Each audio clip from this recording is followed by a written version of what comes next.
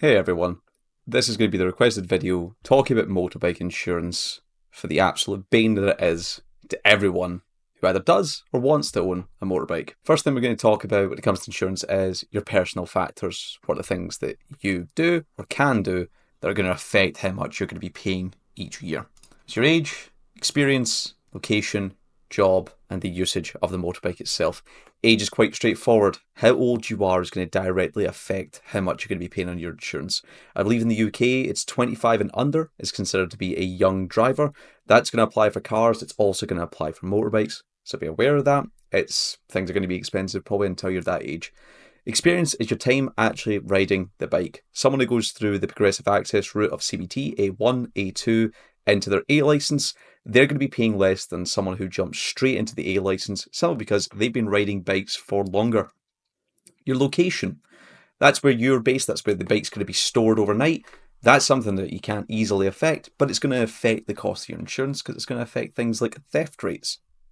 The job that you do, now I'm not sure why this has such a big impact on insurance, but it does. The job that you're employed with will affect your insurance prices, simply down to how many other people in your job have incidents with their vehicles. And your usage, your mileage. How many miles are you going to do per year? So that becomes down to the statistic of the more time you spend on the road, the more likely it is that you're going to have an effect or an accident with your vehicle, be it car or be it motorbike. Next up are the bike factors, the engine cc, the storage method, the rate of theft of that motorbike, and security features, and the bike's value. Now, these aren't quite so straightforward. Engine cc, obviously, something that's 800 cc's in a single cylinder might actually be cheaper than something that's 600 cc's in a four cylinder, because the four cylinder bike's going to put out more power and that's going to be more likely to be involved in some form of accident, or is probably more desirable to steal. So it's not as flat as cc, but generally larger engines, more expensive, faster, they're going to be more likely to be involved in some form of accident, or statistically that's the case. Storage method. Now driveways, front street, they're basically the same as one another. That's direct in front of thieves that want your item. It's very likely to be stolen at that point. Garage is pretty much number one, without a doubt, of the ways to store the bike, as it is a physical barrier between a wannabe thief and your item, between it being stolen. So if you do have a garage, make sure to have it in there and tell the insurance that it's there. The rate of theft of the motorbike, it's something that's not really seen, but it's why you can see such different prices between two bikes that may look the exact same as each other, and we'll go on to this in a little bit. Security features on the bike, and I would say tip for this is to phone up your insurer, discuss what you have on the bike or what the bike comes with, because that can bring the price down. And bike value, a brand new bike, it's going to cost more money, it's going to cost more to repair likely, so that's going to make it more expensive. A very, very cheap thing, it's going to be cheaper to repair because it might be older, it just might not have as expensive parts to begin with, so it's going to be a bit cheaper. These are some indicative prices, and these are my personal rates that I get on these following vehicles, and I've picked these four because in pairs they link up quite well to each other. So an MT09, and this is an MT09 SP, so the brand new one, would cost me £550 a year to insure it for 6,000 miles, and I believe the price of that's about £11,000 or £12,000. However, the XSR 900 GP is £200 more expensive to insure. Now, if you know bikes, or you know these two bikes in question in particular, they are the exact same as one another underneath. They both use that CP3 engine, same cc, same sort of bike value, but because the XSR is a sport bike, and of the way it looks, it's a bit more desirable, it's more likely to be stolen, and possibly more likely to be ridden in a more aggressive manner. Insurance considers it a higher risk. Now, to me, I'd happily have either of those because I quite like that engine, but I prefer sport bikes, so I'm going to have to cough up a bit more.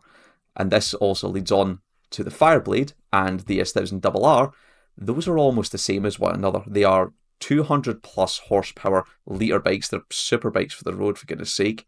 But look at the absolute chasm in cost difference.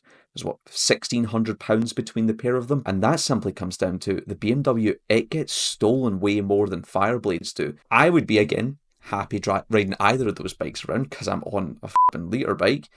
So consider that when you're looking at a bike. There is a desire to own a particular model, but would I rather save the £1,600 and have a Fireblade?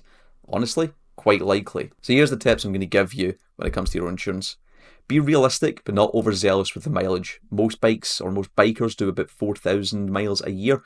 Look at your past year, look at what you actually do, base that. That is your mileage.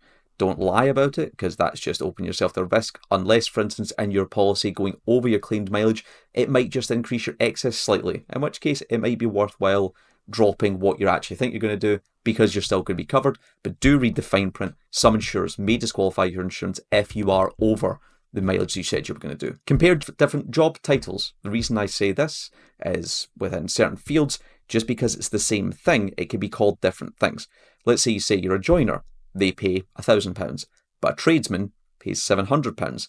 In my mind, both those would fit into the same thing, and probably in a legal standpoint, they do fit within the same sort of job role. There is a website dedicated to this you can look up, and it's compare insurance cost by job type.